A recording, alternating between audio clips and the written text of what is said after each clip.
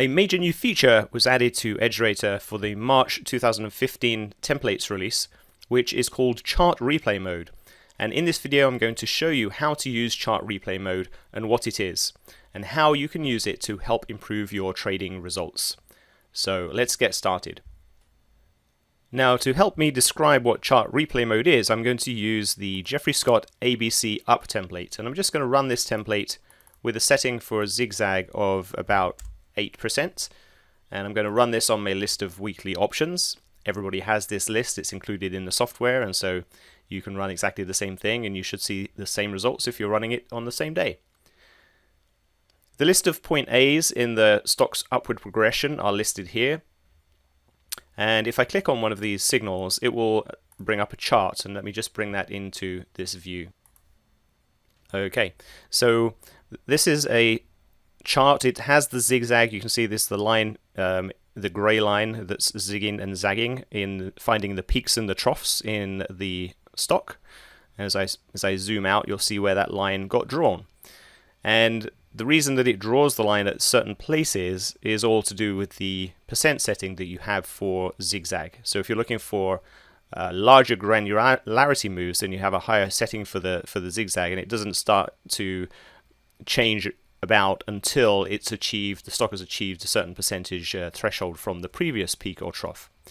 So that's what zigzag is, and I wanted to explain that because it's really helpful to talk about chart replay mode in the context of zigzag. It's one of the indicators that actually relies on future data in order to draw itself, and that may sound confusing, but I'll explain exactly what that means. So here we see a chart, and maybe we'll find a different one that just has a slightly better or easier way to explain. And here is XLE, the Energy Select Sector Spider, and you can see what the ABC is picking out in this case. If I just zoom in here, it's seen that there has been a peak here, there has been a trough which is higher than the previous trough drawn over here, slightly higher. The peak has been a bit higher than this peak, and the trough, the potential trough that's being drawn right now, is higher than the previous trough. So this constitutes an A criteria. The most recent trough has been within 5 bars, so that's why it's still showing up here, even though it started turning around a couple of days ago. So as I look at this chart, I know that the last bar on the chart is actually the last amount of data, the last piece of data, the last date that I have downloaded. So that is actually yesterday's closing price. I know that. And so when I have that data, the zigzag line, it's easy to draw that zigzag line, and that is how it's presented to me today. And obviously we have to make trading decisions based on the amount of data that we have. We can't peek into the future, but the zigzag indicator tomorrow may not actually be drawn where it is drawn today, and it's one of those strange indicators that actually will change or can change as days progress. And chart replay mode will help me to see exactly how that happens. If I just use my scroll bar and go back through the dates in the chart, you can see that the line really has been fixed. It's fixed because there is a certain amount of data available to the chart in order for it to calculate that line. Once it's drawn, it's fixed. So on the chart, it's not going to change after it's drawn. But I couldn't, for instance, go back to, in normal without replay mode, I couldn't go back to a certain date and find out what that line would have looked like. For instance, if I go back to this date here, which is September the 2nd, 2014, I can see that the last bar of data on the chart, if this had been the day that I'm looking at, if this had been the 2nd of September, is up here, and yet the zigzag line is drawn down here, which, you know, if we were looking at the chart on that day, would not make any sense. So if you use the replay button, magically the chart now restricts itself to looking only up to the replay date, which in this case is the September the 2nd, which was a Tuesday. So now you can see the zigzag line has been drawn. That's where you would have seen it if you were looking at the chart end of day on the Tuesday. And as we go forward, we can use the buttons at the top of the screen to advance or go back through various days. If I advance one day, it's just going to add an extra bar of data to the chart, and all of the indicators are going to be redrawn, and the chart is only knows about data up until the 3rd of September now in this case. And I can keep going forward, and you can see the line, zigzag line, will get redrawn on every bar. I can also go backwards in time, and the line gets redrawn to the right place, the place that it would have been had you been looking at the chart at end of day on that day. So that's important to know, and also it's important to know that if you use the scroll bar at the bottom, this is really only letting you scroll through the amount of data that the chart knows about, and the chart doesn't know about any more data than the replay date, the 22nd, in this case, of August 2014. If I take the chart out of replay mode, the background of the chart changes to let me know that I'm not in replay mode anymore, and now the chart actually has the full amount of data that the system actually knows about, and I can use this scroll bar at the bottom here to actually go forward to the very last day of data that we have data for. That's one way to get into replay mode. Another way is to use the templates, and if you run a template historically, and say I run the ABC up template for a date, let's just choose one at random, we'll go back to October 14th, run the template for October the 14th, and now this is going to give me all of the ABC signals that were present on October 14th. Had I run the scan end of day October 14th, this is what I would have seen. The chart, on the other hand, because it's not right now set into replay mode, is showing me all of the data that it's aware of. So I'm not getting really a sense of what I would have seen back on that day. So what I can do is put the chart in replay mode and now start browsing through this list of scan results. And the replay date is automatically transferred from the date in the report, which is 10/14, to the replay date. So I don't have to go and manually set it. And in fact, if you'd run a scan that had different dates, then every time you click on the right symbol, the date associated with the symbol will actually be shown as the last date on the chart. Now this really helps if what you're trying to do when you go back and look historically is find signals on a certain day and then decide for yourself whether or not that would have been a good trade, and follow that trade as it progresses day by day, which you can do by advancing using the next button on the replay mode toolbar. So the template, much like other templates, is not really something that you can take every single signal that it gives you and say that's going to be a trade I'm going to make. The template is not designed for that. It's designed to highlight for you stocks that exhibit the characteristics that you're looking for. So narrow your search field down from 8,000 stocks in the US stock market down to a handful that you can quickly review each evening.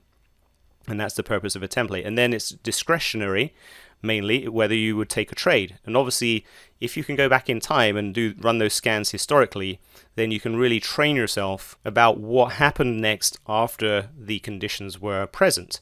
And you can run through hundreds of scenarios and really get a good training without actually putting any money into the market. And you can really get a feel for how things work out. And let's take Nokia here, for example. If you had seen this back on Tuesday, October the 14th, you may have said, this looks like a good candidate to me. It made a higher high here, a higher low, another higher high, and now it looks like it's turning around. But the software is alerting you to the fact that it potentially is turning around. Of course, the stock may continue to go lower here, in which case this zigzag line will be redrawn lower. So let's see how that does play out.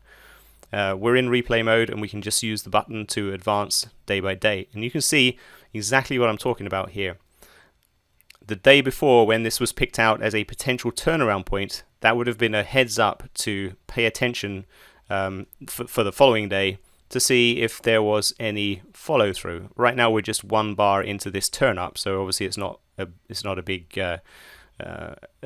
trend setting in here, but potential for a turn up. But following day, it happens to stock closes lower, and you can see that the zigzag is now redrawn lower. However, the low is still above the previous low, which is over here. So if the stock starts to turn up again here, we're actually going to get another heads up that it might be turning around. As you can see, it does close a bit higher here. The zigzag turns up, and so we're alerted to that fact in the software if you had run the scan on that day. And then we would have seen this bar here, and we can play forward a few more days and we can see exactly what happened here. So the zigzag signal in that case, it did work out, but we didn't have to risk any money in order to find out and follow that trade and see how it worked.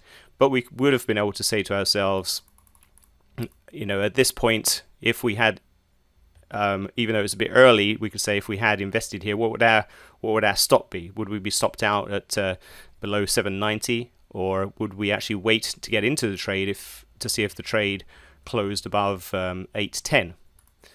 And so you can kind of play out these scenarios and many of these scenarios in order to train yourself to see these positions and not be surprised when you actually see them happening in the live market. So that's one way of using replay mode, and I'm just looking at a single daily chart here. Now I could just flip this over to be a weekly chart, and now if I go through the days, I'm actually advancing one day at a time only. So you can see how that weekly bar builds throughout the week, and the actual date is listed in the replay bar up here. So we're on a Monday here. That's the first bar of the week, and then if we go to Tuesday, the second bar, Wednesday, Thursday, then the last bar of the week will be the Friday here. The next time we click on the button, we're going to get to the new start of the new week and the new weekly bar. You could put a weekly chart and a daily chart side by side or on top of each other, and this control will actually advance both charts at the same time, so you can see how the interaction between the weekly and the daily plays out. If at any time you want to go back to full mode, and so that the chart shows all of the data that's available in the system for that particular stock, then you just take it out of replay mode and the chart background changes, and you're able to then scroll through all of the data that's available to you. Replay mode is also used for looking at linear regressions, and let me show you what I mean by that. I'm going to quickly run a linear regression template. So I'm just running this again on the list of weekly options, and when I have all of the values here, I then get the various regression lengths, and I can sort them by annualized percent, find out which stocks are actually increasing the most in terms of their linear regression line. And once I've got that listed, and I'll just take out the stocks that don't have enough data to show me 3 months worth of data in this case, let's take a look at GoPro that comes to the top of the list on the 3-month regression. And let me link to template layouts. What that's going to do is when I click on in the column, the 63-day column, I'm actually going to change the layout over to be a linear regression layout. And if I click on here, then it's actually showing me that it's highlighting that day. Now the problem with why you're not seeing a linear regression line here is because we ran this historically for 2014. And when you put a linear regression indicator onto the chart, a 10 bar, or in this case it's a 63 bar linear regression indicator, it's actually drawn, and let's put this back into daily mode, it's actually drawn at the very end of the chart. So you see the date that we're looking at, and then if we scroll to the very end of the chart, well, this is the chart is just drawing the regression from the last bar of data that it has.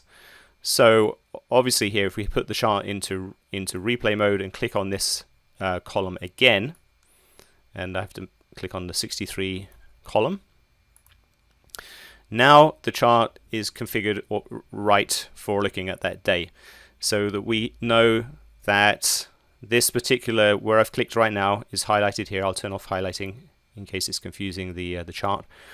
And so the linear regression is now drawn from the last bar of data on the chart, which is actually 2014.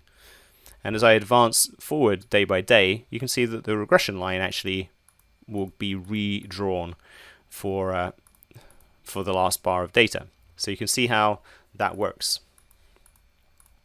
Now, an interesting thing here about linear regressions is sometimes they look a little bit magical. So if you look at a linear regression line, if you look at this linear regression line now, as of 31st of October 2014, you can look at it and you can say, wow, look, the stock actually just hit this line and bounced back off again. So it must be a good support line.